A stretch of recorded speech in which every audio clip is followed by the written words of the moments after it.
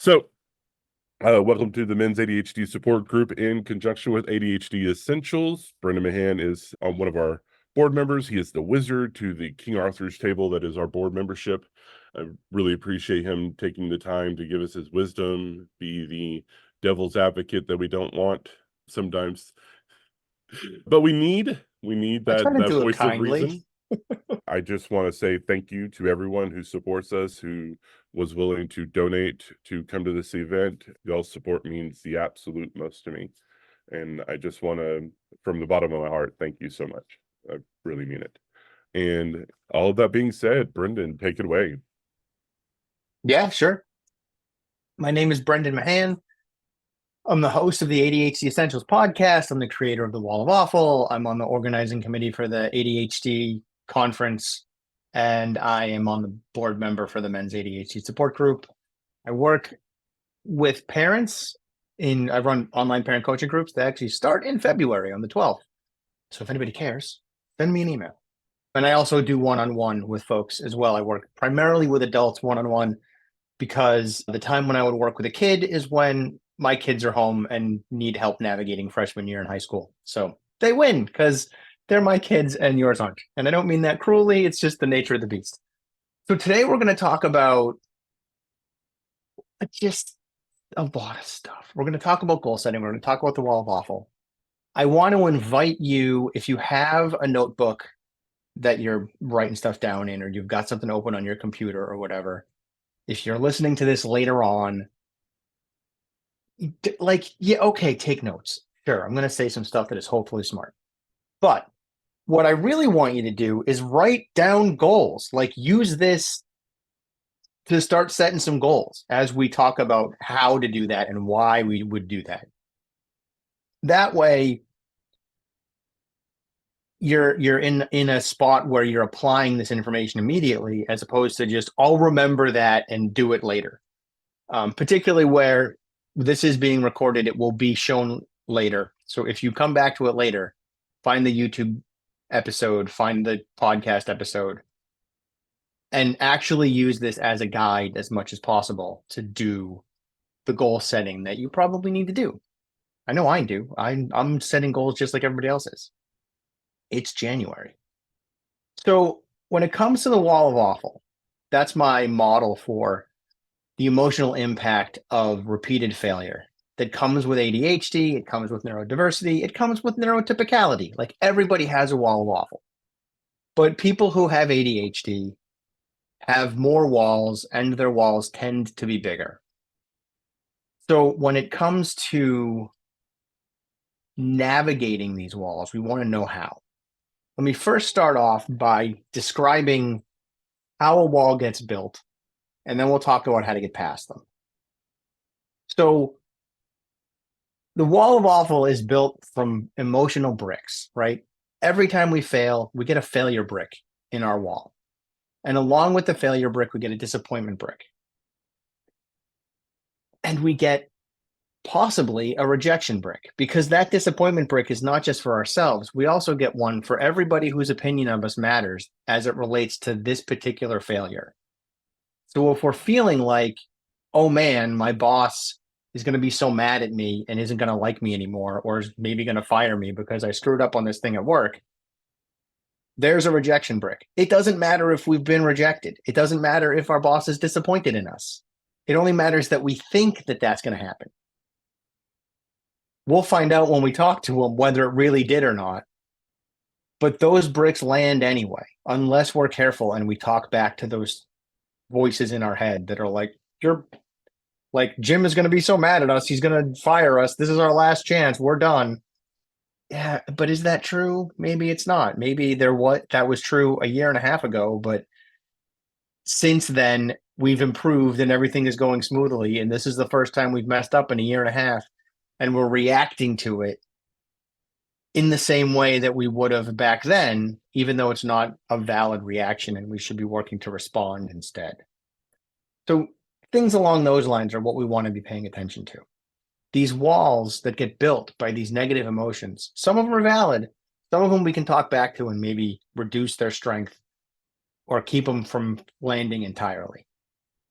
When it comes to Those of you who are bosses or parents, you can help keep those bricks from landing for the people who you're with, right? For your kids and your like reports, by talking to them honestly and openly about like, yeah, you messed up, but it's okay. It's not the end of the world.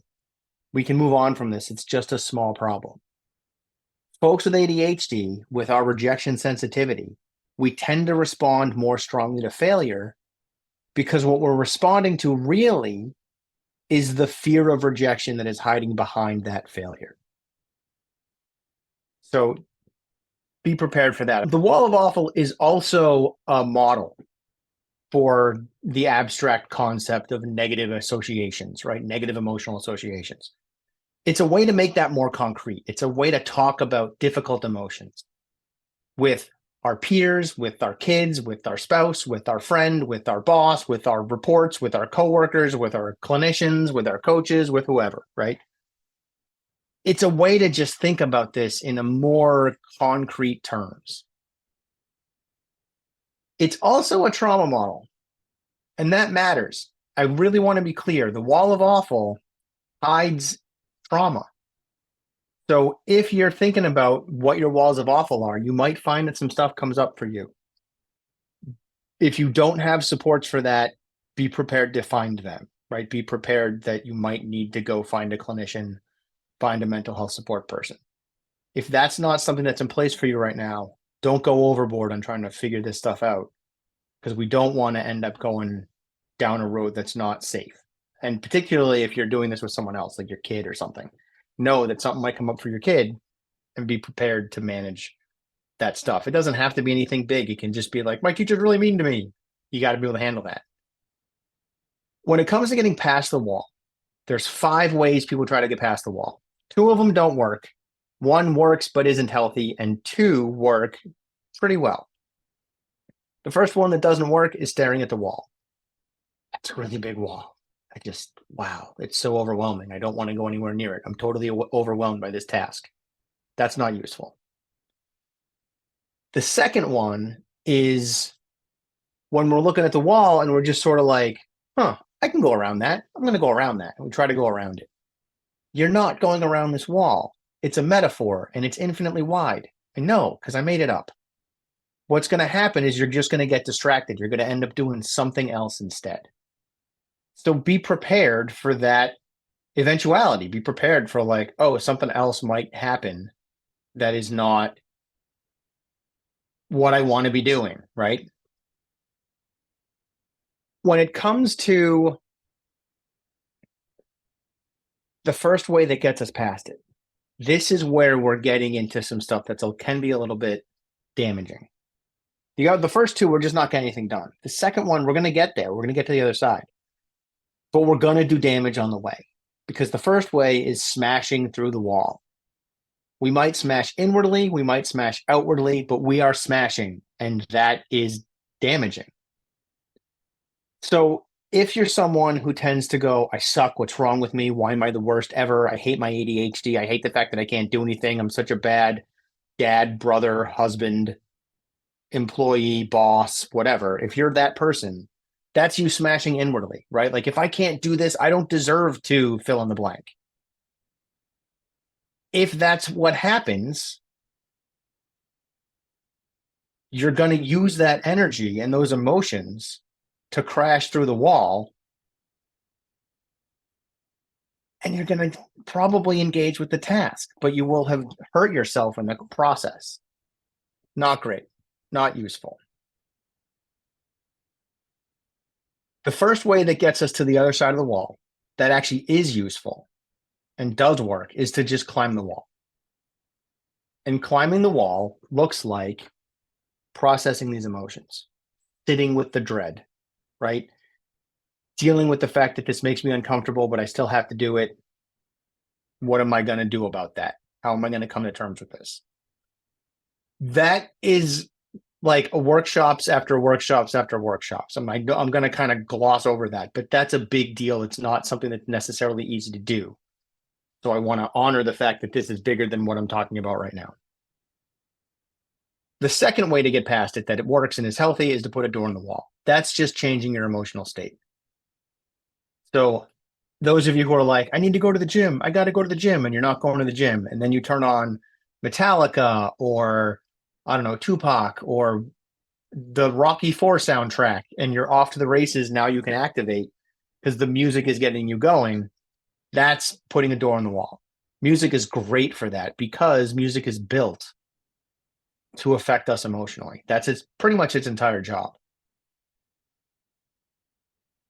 So that's the wall of awful, right? There's these barriers that get in our way. It's important that we know that they're there when it comes to goal setting. It's important to know how we typically respond to them when it comes to goal setting. It's important that we know what do we have walls of awful for when it comes to goal setting. Because those walls of awful are going to get in the way, and we're going to have to be able to come up with ways to get past them. And that's where we're going to start with our goal setting. The first tier of goal setting is not writing down the goal necessarily. The first tier of goal setting is figuring out what your motivation is. What's going on? What is motivating you to get to this goal? Are you trying to move towards something, or are you trying to move away from something? Or maybe you're doing both, right? Like, I'm trying to get into better shape. That's me moving towards something. But I'm also moving away from being in not good shape and away from not feeling as strong as I would like and being heavier than I would like. So it's both, right? It's not just one thing. So sometimes we're moving towards, sometimes we're moving away, and sometimes we're doing a little bit of both. And that's useful because oftentimes when we're moving towards something, when we have a goal, moving towards something helps us start on the path.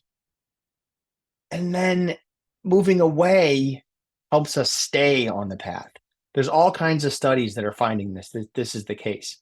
We're often positively motivated initially, and then as we start going, we become more motivated by avoiding a consequence and avoiding the negative results of not doing the thing that we've now started to do. Just know that sometimes your motivation is going to have to pivot. If we are moving towards something, broadly speaking, so think about whatever goals you guys might have going on right now. What is it that you're moving towards? Is it some purpose that you're trying to fulfill? Is that what's up? Are you like, this is my life's work. This is really important stuff. I want to like help animals better manage the environment, be a useful person to my family, whatever the case may be. Be a better dad, be a better boss, be a better, I don't know, carpenter. So is there some purpose you're moving towards? Also, is there a way that you want to feel? This is a really good one. If you're not and you have no idea where to go with goals, start thinking about, how do I want to feel this week, this month, this year? How do I want to feel? Do I want to feel motivated all the time? Do I want to feel committed? Do I want to feel happy? Do I want to feel strong? Do I want to feel healthy? How do I want to feel? Once I know how I want to feel, now I can start figuring out what goals are going to help me feel that way. And then connected to that, moving towards something again, are you trying to establish a new behavior? Are you moving towards some new habit in the hopes that this new habit will pay dividends in the long run, right? Like, well, if I go to the gym 3 days a week, I will feel healthier. And I want to feel healthier because one of my goals and purposes this year is to earn my black belt. So going to the gym more often will make me feel healthier and more energetic and stronger. That will help me fulfill earning my black belt. And earning my black belt will make me feel, right? Like, it'll make me feel strong. It'll make me feel powerful. It'll make me feel good. Like, whatever, right? It might maybe feel like I got a little status out of the deal. I don't know. Maybe you're moving away from something, right? Maybe there's something you're trying to get out of or avoid. Is there a way you want to stop feeling, right? Are you feeling some kind of way about something and you don't want to feel that way anymore? You don't want to feel useless. You don't want to feel ineffective. You don't want to feel less than. Guys, I am the longest ranking brown belt in my dojo. I want to earn my black belt because I want to move away from being the longest ranking brown belt. I just want to be black belt by now. I took time off for a master's degree and starting a business, and now I'm the longest reigning brown belt. So some of my black belt is moving away from being a brown belt. Kind of sick of being a brown belt. You might also be moving away from a problem, right? Maybe there's a problem and you're driven to solve it. You're like, we just got to fix this. It's not okay that our budget is a mess and I just have to fix the budget. So I'm going to set goals that will help me improve the family budget or my own personal budget. Or maybe there's a behavior that you're trying to end. Maybe there's something that isn't serving you, right? Maybe you're drinking too much wine and you just want to drink less wine. Or maybe you get angry and fly off the handle with the drop of a hat, or so you think. It's probably not really the drop of a hat, but maybe you want to get your emotional regulation improved and you want to change those behaviors. That's moving away from something. That's okay too, right? So we want to be thinking about, if we're moving towards something, what are the good feelings and emotions and benefits and rewards for moving towards that thing? And if we're moving away from something, what are the emotions, probably painful emotions, and sort of consequences, maybe even punishments, that go along with the thing that we're trying to move away from? And being really clear on what those things are can help us follow through on our goals and figure out how to set them too. Because maybe we've got a goal that isn't going to move us far enough away from something or isn't going to get us close enough to something else. Staying on this tier, we'll wrap it up here with tier 1, these motivation things. How do other people factor into your motivation? Are you doing this for yourself? Are you doing it for other people? Is it both? Is it one or the other? And also, are you doing this by yourself? Or are you doing it with other people? Or maybe it could be sometimes both. That matters too, because people with ADHD are often externally motivated. We're not always that great at motivating ourselves internally, unless we're interested in the thing and then it goes okay. But our external motivation means we often need to be doing something for someone else in order for us to prioritize it. Because then it increases the interest, it increases the urgency. And now, oh yeah, I'll do that for them. Even though I wouldn't do it for me.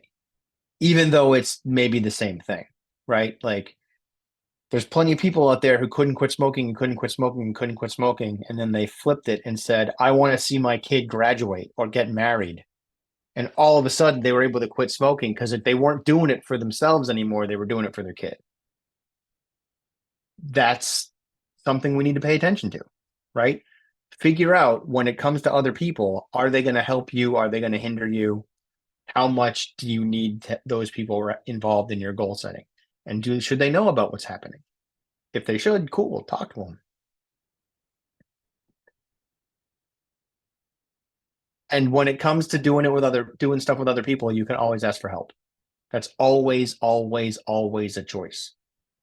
We just don't always do it, especially when it comes to the men's ADHD support group. The ADHD Essentials people are often more moms. They're usually better at asking for help.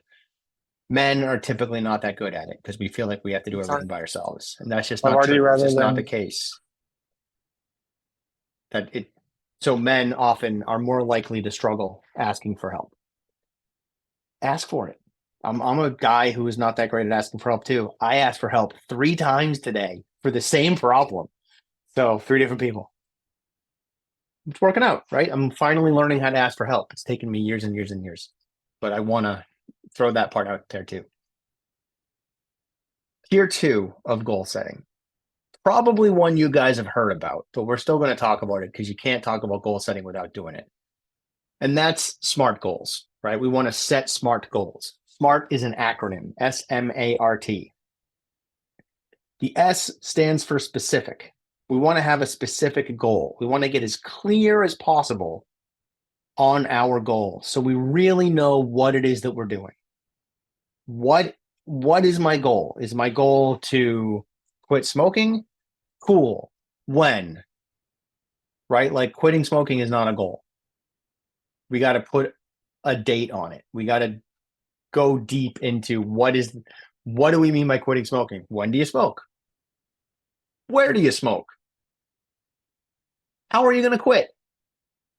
When are you going to quit by? Are you going to just stop tomorrow? Or are you going to whittle down and go from 3 packs a day to a pack, 2 packs a day to 1 pack a day?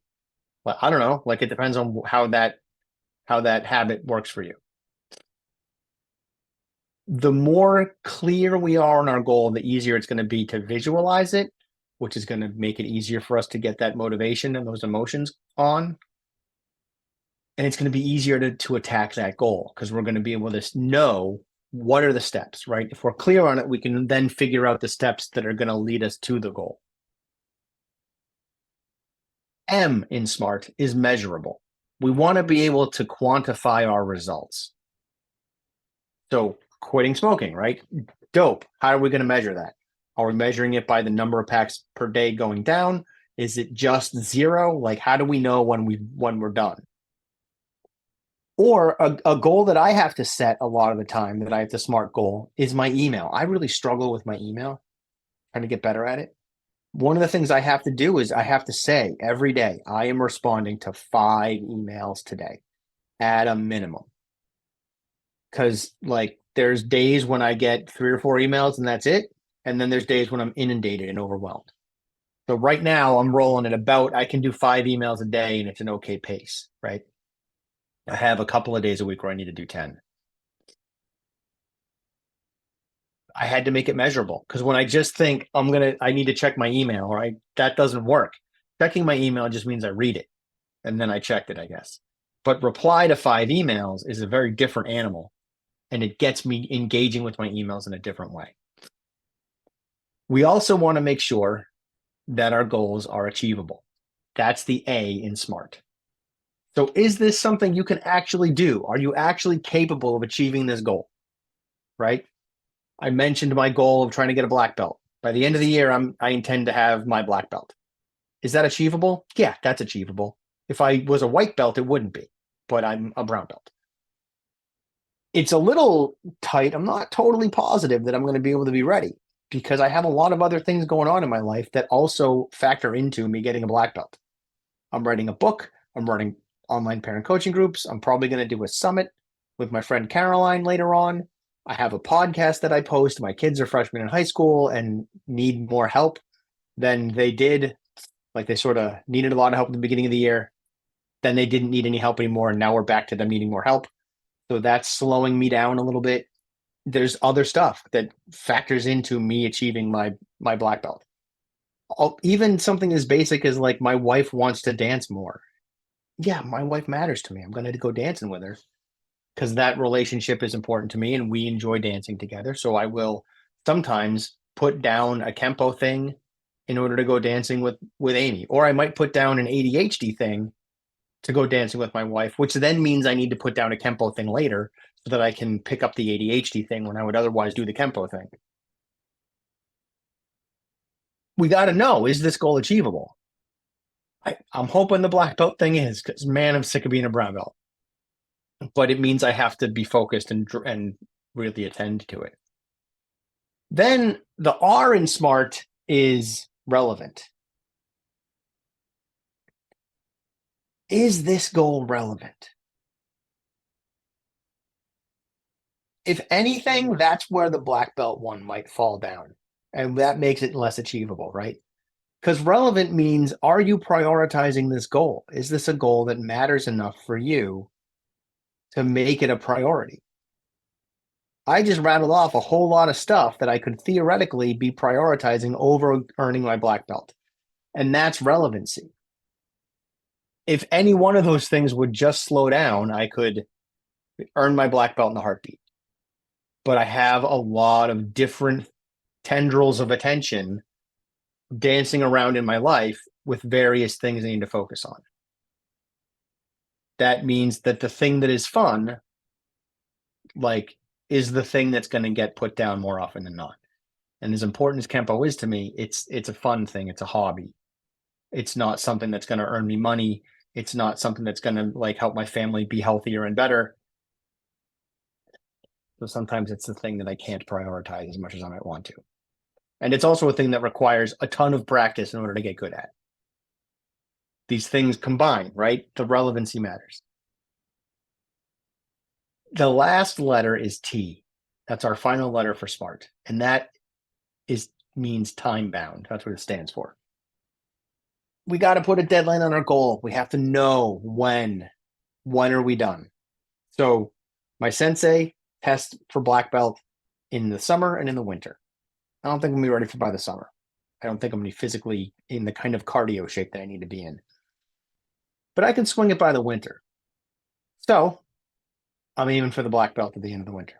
So like roughly a year from now, a little bit less, it'll be December. That time-bound stuff matters, right? My email goal is the same way. That's a daily goal. Every day, reply to at least 5 emails, maybe 10. Time-bound, that's every day. Every day I'm doing that. One of the things I need to do for the black belt is put black belt goals every day, right? Like practice 1 pinion, practice 5 kata, do a bunch of push-ups, go run a mile, whatever. I need to plug stuff in daily so that I'm building towards my black belt. Because excellence is built with consistency, mostly. I need to get more consistent with that particular goal.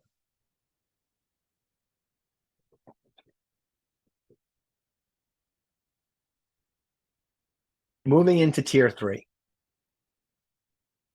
Tier 3 is something called a pre-mortem. Some of you might have heard of this if you're in like engineering and stuff or big into big business stuff. A pre-mortem is when we look at our goal, look at the thing we want to do, and then pretend that it went horribly wrong. Like everything blew up in our face. And then we go, all right, why?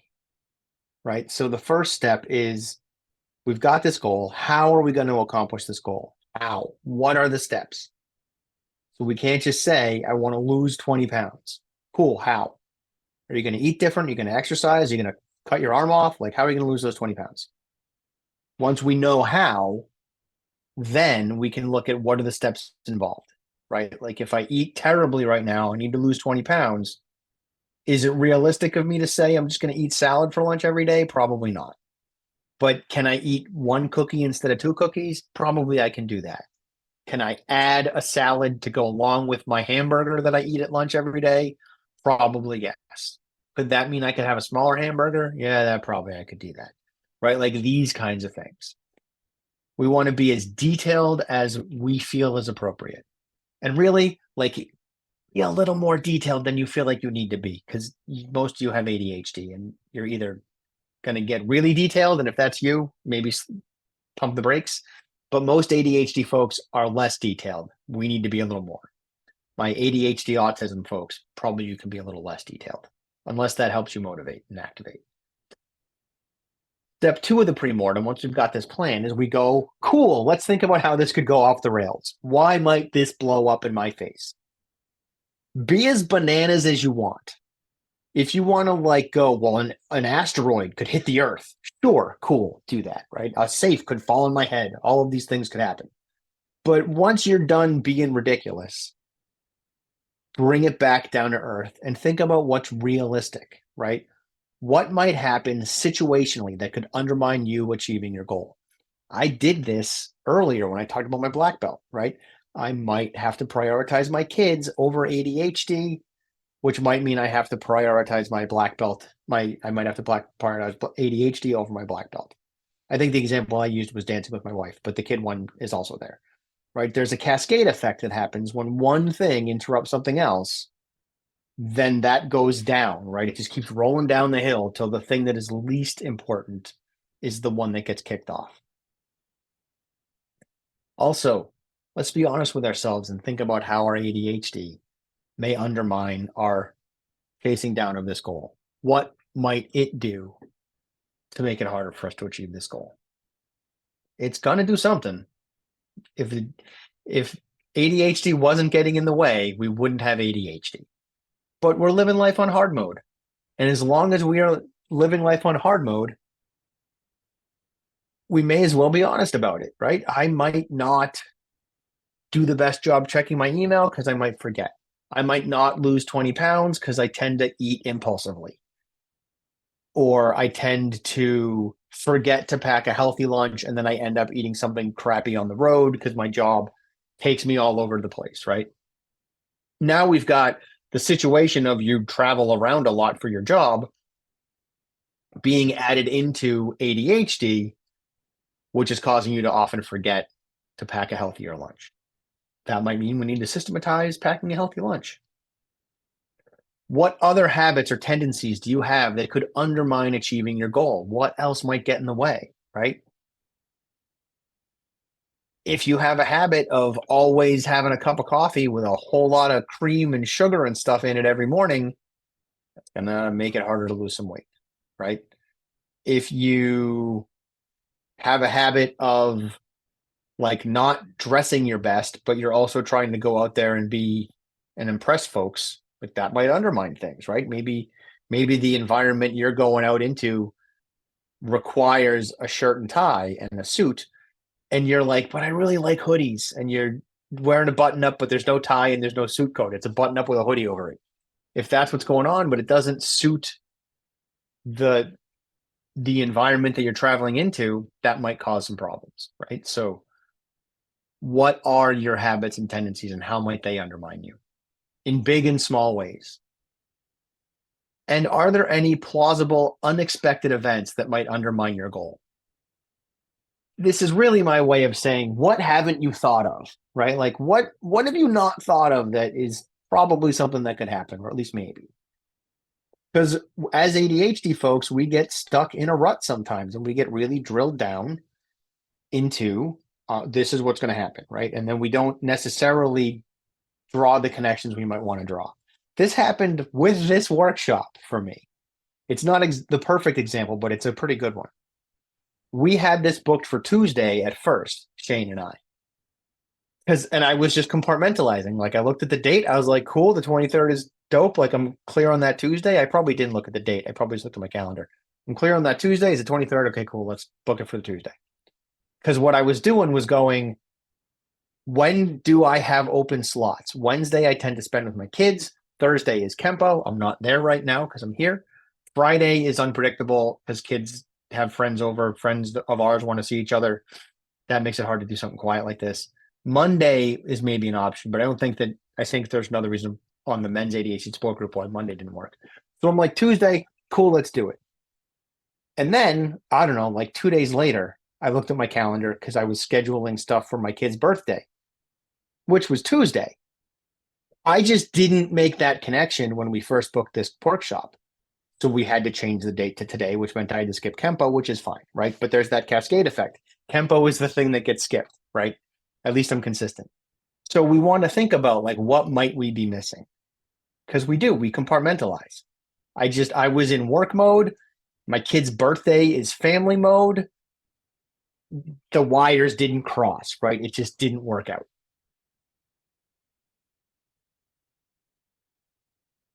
Once we've done all of that with our goal, then we want to determine our failure points. So step 3 of a pre-mortem is let's determine the failure points. What are the things that are most likely to occur? And what are the things that, if they do occur, will have the most severe consequences? And if they're the same, great. That's kind of best. But sometimes you've got something that's unlikely, but if it does happen, it's going to be a horrible nightmare. And other stuff that will probably happen, but it's not that big of a deal. We can kind of roll with it. We want to know what those things are so we can plan for them. Step 4 is planning proactively. We want to plan on ways to manage and maybe completely avoid whatever those failure points are. How are we going to navigate this stuff? How can we dodge some stuff, absorb some other things? What's the plan? How are we going to do that? And if we can develop single strategies that are going to address multiple challenges, that's the best case scenario. Going to the gym 3 days a week is one of those for me. When I go to the gym, I am hitting a bunch of my goals. I'm working towards losing weight. I'm working towards getting into better physical shape so I can do the black belt stuff. Also, it helps me focus and be more productive during the day. So the more often I get my cardio in, I get my weightlifting in, the better off I am. It's a single strategy that hits a bunch of my goals and helps me avoid a bunch of pitfalls. It's great. I just wish that I had the kind of time I need to be doing it more than 3 times a week. Step 5 of the pre-mortem is to keep the possible challenges that you're not addressing directly in the back of your mind.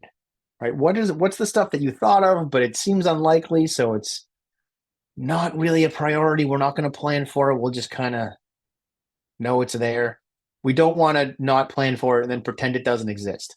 We want to recognize that it might happen and be a little ready with something small, or at least we can go, okay, cool. And we won't get caught in an emotional storm because we're like, I knew this could have happened. I just didn't plan for it. Let's keep those things in the back of our mind so they don't catch us off guard and throw us for a loop. So that is the wall of awful. That's 3-tiered goal setting. I'm a little early, but that's probably okay. What are your questions? We'll just go deep on questions. So I've got a question on this one because we were kind of talking about it beforehand, and so I'm going to take executive privilege and jump in front of everybody. This gives y'all time to think of y'all's questions. So one of the things that I've always been trying to figure out was so my goal setting is really weird. It's very easy for me to goal set when I'm doing it on behalf of other people. It's what made me a great project manager. But for some reason, I've never been able to apply any actual consequences or rewards for myself that really mean anything. I don't know why, but that's just not something that clicks for me. Like, I don't get the same dopamine reward if I'm achieving something on my own versus achieving it on other people's, which is part of my people-pleasing thing, but it's just not measurable for me to I'm with you. I have similar challenges. So whenever you are doing that, how do you utilize that, right? Setting goals for other people, or using that as a reason for you setting goals for other people, and not cross over into the people-pleasing, abusive, or self aspect. Couple things. One, I don't have a history of being in abusive relationships, so I have some level of inoculation on that, some degree. I don't know about you, but just for anyone who's listening who's wondering about that. So that's there. One thing that works for me, this is going to sound so obnoxious, but I'm going to say it anyway. I've done enough work in my career now that people tell me that I do good stuff, right? And I know that is true for you too, Shane. So I'm just gonna say that out loud at you. Own that. I don't I'm dope. Like, I'm really good at this. Like, I am amazing, and that's good, right? And I don't mean that obnoxiously, because I will also own all of the ways that I trip and fall down and all of the ways that I suck, right? To me, if I'm going to own that stuff as hard as I do, Taoism and balance says that I must also own the things that I'm good at and accept that is true for me. And this is a weird way to approach stuff, but hear me out. Sometimes I am doing something that is for me, right? But that's not motivating. But you know what is motivating is doing it in a way that other people will see it, and then they'll be like, that was cool. And then I'm like, yeah, it was. So I'm doing it for me, but I'm kind of doing it for other people. Like, I'm sometimes looking for the praise, because the praise means that I've impressed someone else, and that allows me to execute on the thing that I'm trying to do. Does that make sense? Yeah. In fact, this makes me sit here and think of just that thing that happens to so many of us. I think I said something very similar to somebody else earlier this week, which is like, recognize your greatness that you're already doing. Like, and I hate that sometimes. Like, how often, and this is for everybody, how often have you given somebody else advice that you yourself are just like, completely not doing. Mhm. And I literally did this last week. And Yeah. and playing around with this a little bit more, right? Like sometimes I have to go 2 and 3 layers deep to make what I'm doing be for someone else, right? Like my parent groups are not launching that great right now. And some of that is I've been prioritizing other things over chasing people down to sign them up. I'm not pretend that isn't true because I'm having trouble motivating myself to do that stuff because I've been putting off these things that I'm doing for years and they have to happen. So I'm kind of trying to balance the two. My balance isn't great. I have to go, all right, I've got to launch the parent groups because money. I am not a person who is motivated by money. I do not care. It's not a thing that is important to me. But my wife will feel a heck of a lot safer if we have more money in the bank. And my kids will be able to like have better experiences if we have a little more money in the bank, right? So me focusing on that stuff, that next tier down. Now me doing my ADHD work isn't for me, even though it is. It's for my family because they're going to pay the dividends of whatever is going on. And I have to go that deep a lot of the time because I'm just not a guy who's motivated by money. And I have to think about, well, if we have a little more money, that means we could do this, do that. Even things like, man, if I can make a little more money, I can donate more money to the men's ADHD support group, right? Like that's a genuine motivator for me. That's a real motivator. And I've hired a buddy who lost his job. So I also have the motivation of if I can make more money, I can hire him on for more hours, pay him more, help him and his family feel safer. Like that, those are the kinds of things that I have to pay attention to so that I can do the stuff that I'm sometimes struggling with when it comes to activation. Yeah, that makes a lot of sense. Sam had asked earlier in the chat, how do you restart when you start, fail, and then fail again? Oh, I wish I would answer this question. Oh my God, I love this question so much.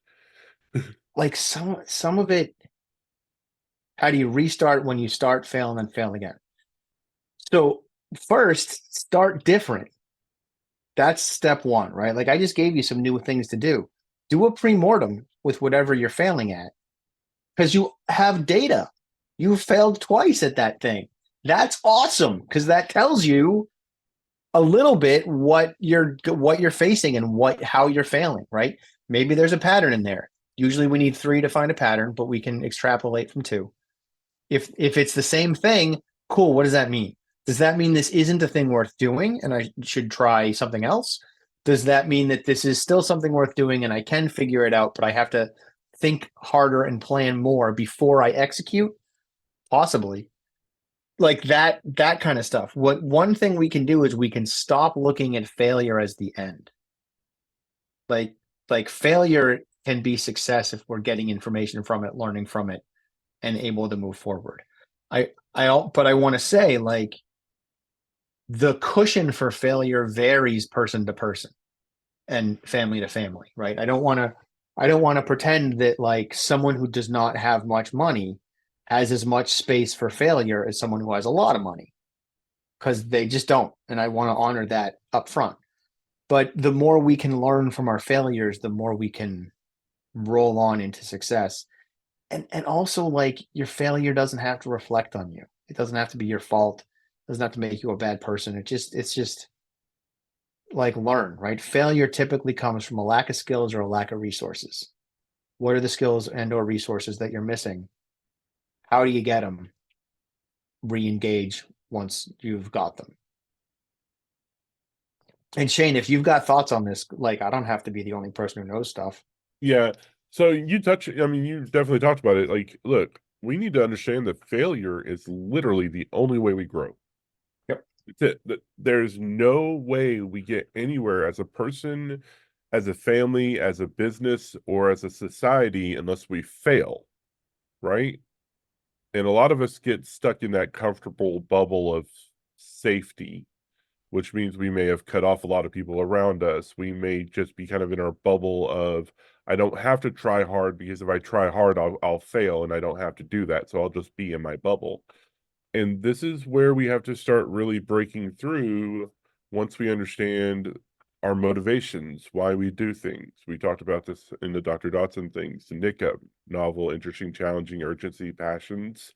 Once we start understanding that, that's how we start taking these chances using our motivation factors, not the things that we were taught as kids, because a lot of us were taught incorrectly. And so we have to utilize our own skills. So when you're looking at that failure, take time to go through and figure out, how can I make this novel, right? How can I make this interesting? How can I challenge myself? The time bound is especially important to this, because that's what gives us the urgency of being able to follow through with it. And like, whenever you're thinking about the relevant, is this follow a passion that you really have. Brendan talked about it. He's passionate about karate, but is he more passionate about karate than he is educating people on ADHD, or working with people, or group coaching, or teaching, or things of that nature? Where's the passion levels at? And that's how we prioritize things, not so much by a 24-hour time period. Yeah. And did you fail at it, or is it just not important enough right now? Right. And that's okay. It's okay if stuff isn't important enough right now. Like, I've been a brown belt for like 10 years, like an excessive amount of time. I've been a brown belt because it wasn't important enough. It was more important that I got a master's degree. It was more important that I started a new business. It was more important that I helped my kid when he was struggling with mental health issues. Like, that stuff all won. And all of that stuff amounts to almost all of those 10 years. So it wasn't me not prioritizing it when I had the space to prioritize it. It was just, I didn't always have that space. Yeah. The other thing I was going to say about that just popped in my head as you were talking. Did you fail because you didn't ask for help? I know Brendan said that, but we need to really be clear on that one. A lot of the times there's things that we could do if we asked for help from people. And again, as men, that is something we struggle with. Steve, and if you've been offered help, take it. Yeah. Steve, go ahead. So I'm trying to think of how to phrase this, but how do you come to peace with like mourning the things you have to sacrifice to meet your goals? Because like when I'm setting my goals, rationally, and if I can get there emotionally, I know like that the things I want to achieve are much more important than X, Y, and Z over here. But like with ADHD, I already feel like just like this like I have this unfair thing on me where I just don't get to do as much as other people. I love video games, and I only like last year, like I probably only like played 4 video games, and now I have like a 14-week-old, and like, yeah, now that's not happening this year. And like, I want to be able to like enjoy these things in life that I enjoy, but knowing that this other thing I've agreed earlier is more important. And in my heart, I know it's more important, but not in the moment. Like, how do you, how do you handle that? I guess. I'm a unique cat when it comes to this stuff. So I want to own that up front, but this might be helpful. I handle that because I do my level best to live my values. And I've been that way since I was a kid. So that's part of why I'm a little bit of a unique cat in here. Integrity is incredibly important to me. So when I'm making decisions, even if I'm not aware of it, they're almost always based in values. So if I'm not going to play video games, right, because they're not a value, there might be a want, they might be a fun thing, they might be a nice to have, but they're not lining up with any of the values that are the most important ones for me. So my values are my family, my values are helping other people. I have a value around like learning and teaching and that kind of stuff. Fun doesn't really land as a value for me, which doesn't mean that it can't for other people, right? You might value that, and that's great. No criticism at all. But no, right? Like, no, what are your values, and where's the conflict within those values? Because sometimes that happens, right? We can have that occur. And that might be what part of what you're talking about is you're like, you know what? I really do value leisure time. I value mental health. I value self-care. Like, and that's what video games are for you. Dope. Great. I love that. Maybe it's social time with friends and you value that. Also great. What's the other value that's conflicting that you're putting that's causing you to prioritize this other stuff over it? Or maybe after talking to me, you're like, you know what? I feel like I can prioritize video games because I see how that lines up with my values. I see how that is in line with self-care. When I play video games, I am less stressed and anxious. And that allows me to then present to the world in the way that I want to present, that I don't get to do when I don't play video games as much. And so turns out I should be valuing and prioritizing video games, and I haven't been, and that's been causing some anxiety and internal conflict for me. Like that totally could be what's going on. So a lot of the time, the answer for me is values, and like, what are your values, and how does that work? And that, but sometimes they conflict, and that's tricky, right? I'm trying to value my stuff. Video games would be an example of that, right? Like I sometimes when I'm overwhelmed, I go play Breath of the Wild, and I'm like, I need to decompress. I'm bad at prioritizing my stuff. And so I'm trying to treat it as a value so that I can do it better, so I can then present more effectively in all of the other ways that I help the world. Am I answering this in a way that's useful? Useful. I'm not sure. Like I definitely have like my brain definitely works differently. Like and it is Right. a value of mine, like joy and self-care and Awesome. like are and but also that's not always the reason that I'll turn on a video game. And I guess that's Yeah. partly just ADHD and like Some of it might be scheduling too. Like when maybe you could sit down and go, when can I actually play video games? You might have more time to Yeah. do it than you think, but it might be in times that you don't always associate with video games. Maybe you're like, you play video games in the evening. Turns out you've got an hour every morning that you could be playing video games, but you don't look at it that way because you think of video games as being an evening activity. I don't know. I'm just spitballing, but that might be there too. I want to jump in here because I'm with you, Steve. Okay, so gaming for me is something that is a high priority. It's something that is integral to my healing process from burnout and trauma and stuff like that, because it is just me getting away from the world. It's very similar to why I play Dungeons and Dragons. I get to be other things, but I'm not masking myself in the real world. I get to put all my masks on and use them for fun. So that's one of the ways that my therapist and I really worked out. How do I stop masking so much? All right. Give myself permission to mask here, which is fine and it's for fun, and do my best to start pulling that person out, that real me out in the real world, and just try to have fun and be comfortable in that person. Which honestly, I'm not gonna lie to you, has taken me a decade, right? And I've seen a massive amount of improvement once I joined the men's group and was around people who got me, right? And we've seen this in our weekly calls and everything. But as far as like timing wise, it's exactly what Brendan said. Like I used to sit here and think of gaming being my evening thing. However, my evening thing is when I'm most creative. I need to use that time for something constructive. So I've gotten used to, and this is something I tell my clients, plan for 2 hours of fuckery out of every day. Put 2 hours somewhere in there in a block where if your kids needs to get picked up because they're sick of school, or your wife needs you to do this thing, or you forgot to do this thing, if you plan for that every day, then if you don't need it, it's extra time to do something you enjoy, or to pull one of them old tasks out that you want to do that's not really that important, but you can go ahead and knock it out.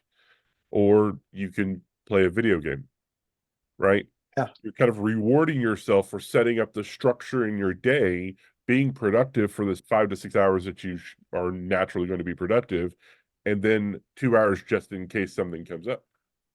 And you did that Monday. We rocked out for like 2 hours doing productive stuff over Zoom, just body doubling each other. And then at like 12 o'clock, you were like, or 1 o'clock, you're like, I'm going to go do some video games and decompress and reset. I was like, cool. And that's what video games are for me, is that decompression or reset. I will say this, the joy of having dual monitors, I can also have one of my education things that I'm learning about nonprofits going off over here, and I'm kind of osmosis learning from it, and I'm playing something mindless like Grim Dawn. So, Cool. Andy, you had a question? Yeah, I did actually. Well, more of a comment. You talk about allowing for that 2 hours of fuckery a day. I've always kind of, I guess, used the metaphor that my brain is a horse, a plow horse, and I've just been riding it hard all day. Well, when a horse is done with his work for the day, they take the gear off, and what's he do? He goes out in the field and he rolls around. He gets himself refreshed. And we work twice as hard than neurotypicals at achieving the same accomplishments. So, we should be twice as tired. And it's a good way to just let that, let your brain go for a while. My thing is a half hour of TikTok videos and then maybe reading stuff, you know. But I've been behind the steering wheel for 11 hours. I've been in a hyper focus. I'm tired. I'm exhausted. I need that fuckery, you know. Yeah. That's all I had. Yeah, and I'm not being critical of that. Like, I'm genuinely not, right? Like, I hope I didn't come across that way.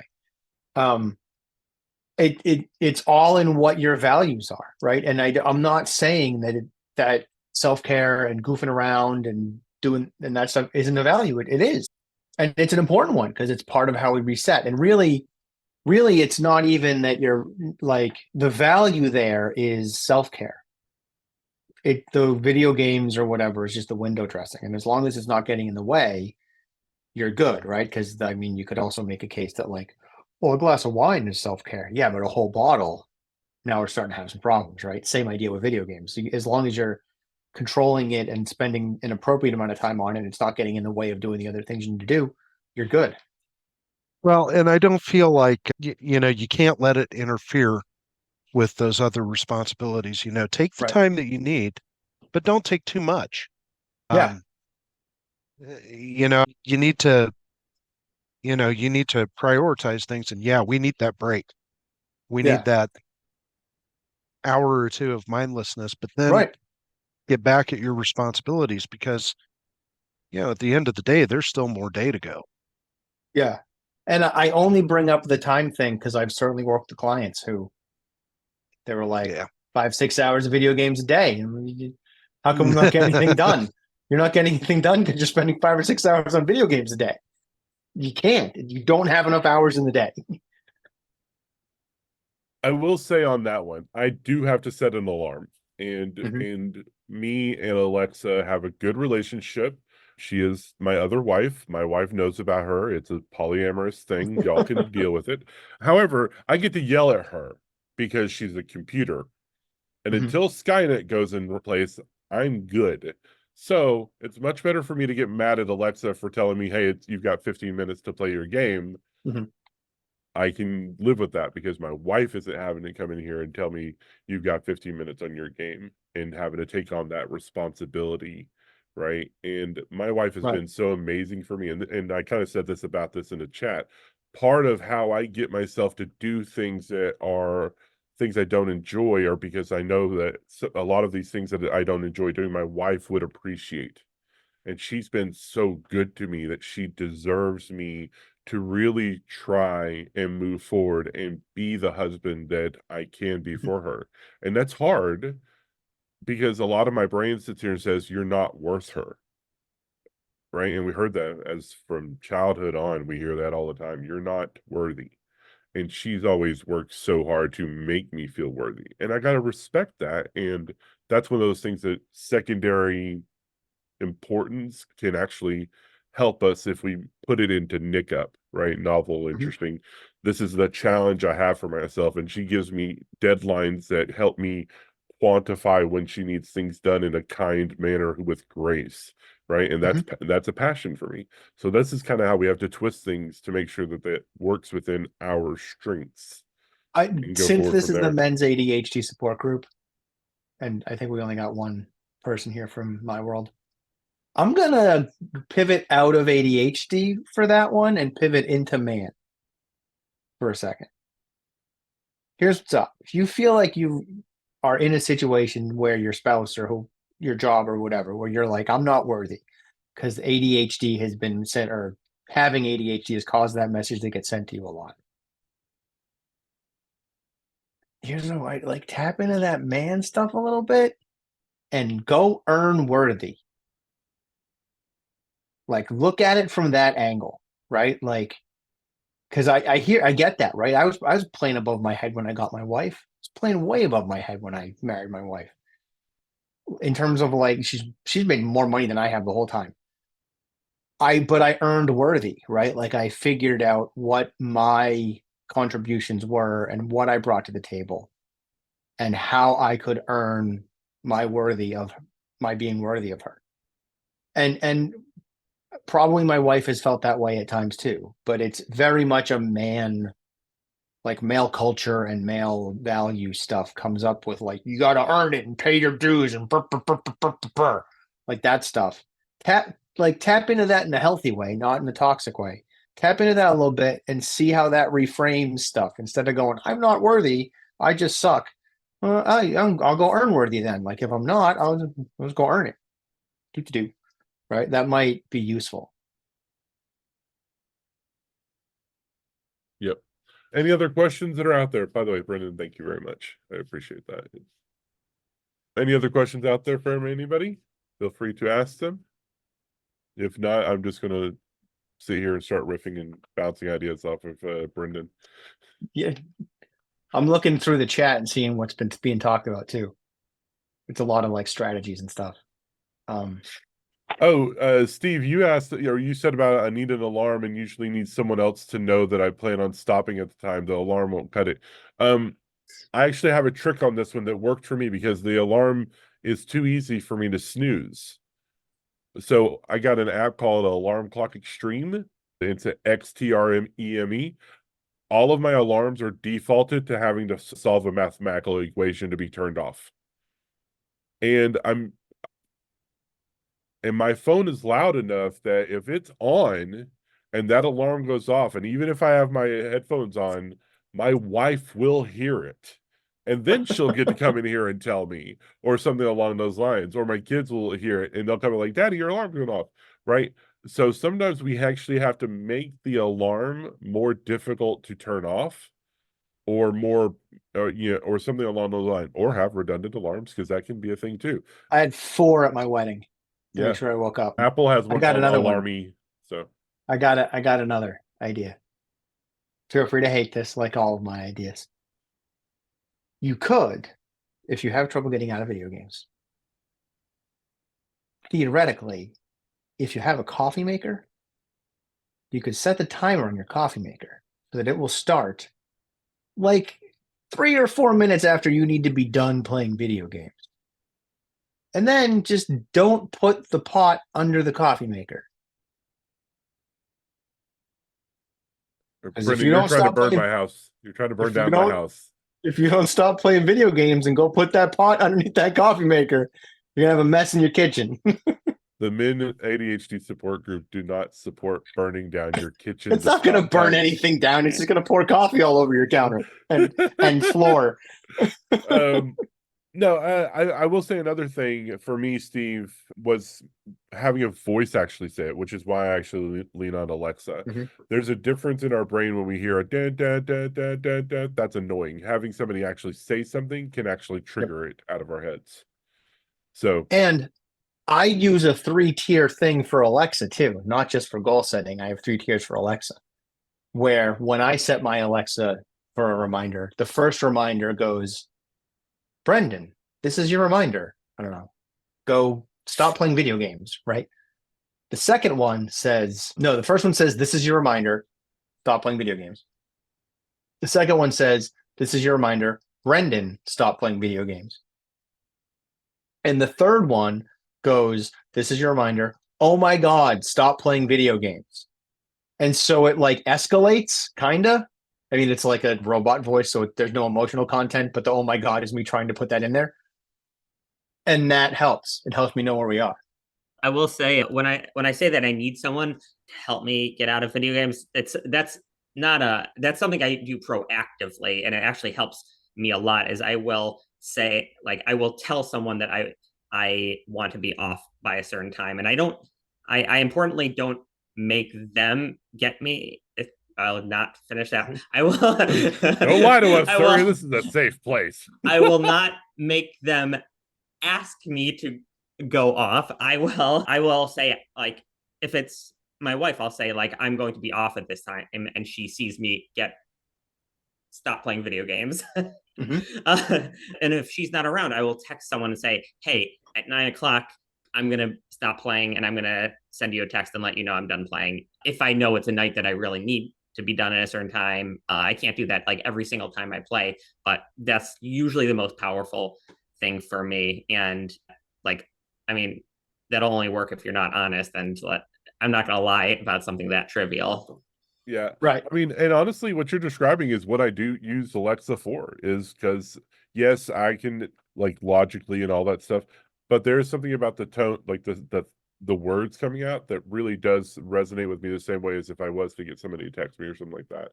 But that's because, I mean, if you don't find Alexa important, then it's not going to register for you. So that's why it's like, these are suggestions and to think about different ways of doing things, as far as that's concerned. And also there's nothing wrong, right? You're in the chat, you're talking about you want someone to see that you're not playing the Switch game anymore. You want that acknowledgement and that credit. There is nothing wrong with that. Right? Like that, and knowing that that's a motivator is important because we can use it. I now do the dishes kind of whenever I can, right? Like I just do them on my own. But for the longest time, and Sam, who is coming from the ADHD Essentials world, has heard me tell this story many, many times because she's been to a lot of my workshops. I would do the dishes when my wife came home because I needed that credit, right? Like my wife came home around 4:30 at the time. She gets home a little later now, different job, but 4:30. And so around 4:30, I'd be kind of hovering in the kitchen, just waiting for her to pull in the driveway. And I would immediately turn the water on and start doing dishes because I needed her to see me doing the dishes. I needed that kind of credit, which I fully acknowledge is bananas, right? Because if my wife leaves the house and there's dishes in the sink, and she comes home and there's no more dishes in the sink, it's not like someone broke into our house and did the dishes, right? Like, obviously I did the dishes, but that's not enough. It's not immediate enough for my brain. I need the immediate credit. I need her to see me doing the dishes. And like, if my wife was more of a cheerleader than she is, it might have been different. But my wife is not someone who's going to be like, hey, you did the dishes. Yay. Right? Like, she's not going to do that. She's be like, move on with her life, right? But I need that dopamine, right? That credit gets me the dopamine. That acknowledgement gets me the dopamine. It's part of my treatment plan because my Concerta also gets me dopamine. And so, like, when I talk to married couples and stuff, I'm like, and parents, I'm like, yeah, be their cheerleader because it's part of their treatment plan. It doesn't mean you're belittling. It doesn't have to be that you're belittling them or being like giving them credit for something that they shouldn't get that much credit for, like all that stuff. No, you're rewarding them neurologically in a way that they can't reward themselves. And sometimes we can do it on our own. I know that they saw me, and that lets me feel like I get credit. I'm a guy who needs credit too, man. There's a reason that I do all this public speaking. Yeah. And I think you're doing a great job tonight. Yeah. Thank you. 100% on that one.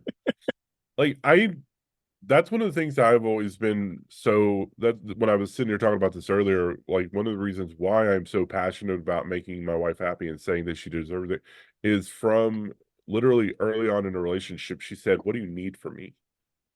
I was like, and of course, Of course, when she asked me that, I had no fucking clue what I needed from her, because that was an on the spot question. I had no clue. Mm-hmm. But anyways, the more that I thought about it, the more safer I felt around her. I started telling her things I needed, and one of them was I needed to know if I'm doing a good job. Right? If I sit here and I say I'll be done in 10 minutes, and I get done with 10 minutes, just cool, great, thank you, right? And she goes, "Oh, I did that anyways. Don't worry about it. I got you." But I could then tell that she actively went out of her way to make sure that when she came home and saw that the dishes were done, she said something about the kitchen. And she's done it for a decade now, and she's running strong.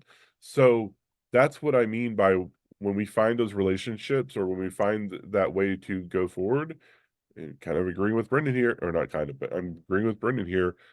It's okay to find acceptance from people outside of yourself to do that, because we've gotten so much non-acceptance all of our lives. There is a wave of awesome that can be used to crash over the wall of awful. There we go. And that's more where you're going, right? Because Yeah. the wave of awesome, and intentionally, right? A wave has momentum, a wave has energy in a way that stuff that is awful does not.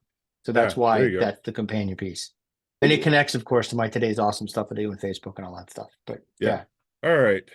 We don't have any other questions, so I'm going to go ahead and wrap it up today. I want to do some house work at this point. We are a nonprofit organization, so please, if you feel that we have given you a lot of value today, please check out our Men's ADHD Support Group /donate website, and that will give us the opportunity for giving more donations. Or if you're interested in volunteering, we're really doing a big push for volunteer work that we have in place. We have blogs that we're trying to get written from different perspectives, including women's perspectives on being married to a husband with ADHD and how you supported them or how you've worked with them. That would be an amazing perspective.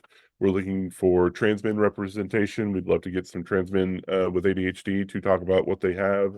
We'd love to get some educators and other coaches or psychiatrists or therapists who want to provide a library of knowledge for us to provide on the Men's ADHD Support Group. We're looking for audio editors, video editors, people who can work with me on editing all of the different content that we're providing out there. Content creators, like artists, we would just love to have some work with that. Even if you're a memer, I would love to have some people out there who know how to use the memes and the GIFs to get the point across that we want. Anything. We're also looking for people to help us with administrative work along the lines of that similar stuff. So if you go to the same website, feel free to volunteer if you'd like to. The final thing is check out our meetup group and our Facebook group for events that we have going up. The next one that we have is going to be on our Financial Friday with Rick Webster. And that is going to be actually going over financial goals, where we're going to talk about how to set up savings accounts that actually make you money, relatively speaking, and talking about how to curb impulsive spending or things of that nature, how to get out of debt. We're going to kind of cover a little bit of a whole gamut of that different stuff. And that's going to be February 2nd at 7 p.m. So, Brendan, thank you so much for this. Greatly appreciate it. Thank you for having me. Thanks everyone out there. There's a lot of stuff coming up for the men's group. Please check out our newsletter if you'd like to be a part of it. You'll get asked that on the website when you go there. So check us out, and we really appreciate all of you. Thank you.